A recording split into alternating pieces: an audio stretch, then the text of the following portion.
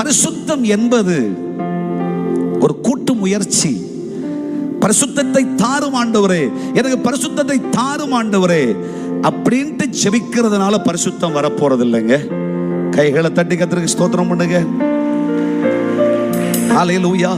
ஒரே ஜெபம், ஆண்டவரே என்னை பரிசுத்தப்படுத்தும் ஆண்டவரே, என்னை பரிசுத்தப்படுத்தும் ஆண்டவரே, என்னை பரிசுத்தப்படுத்தும் ஆண்டவரே, பரிசுத்தப்படுத்தும் ஆண்டவரே. ஐயா, கர்த்தராகிய தெய்வம் பரிசுத்தப்படுத்துவதெல்லாம் இரண்டாம் பகுதி. ஆமென்.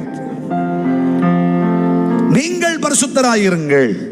ஹல்லேலூயா.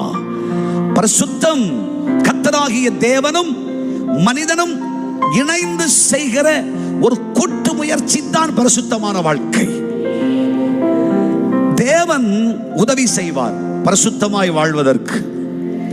ஆனால் மனிதன் என்ன செய்ய வேண்டும் என்றால், பரிசுத்தமாய் வாழ்வதற்கு சில கடினமான தீர்மானங்களை செய்ய வேண்டும்.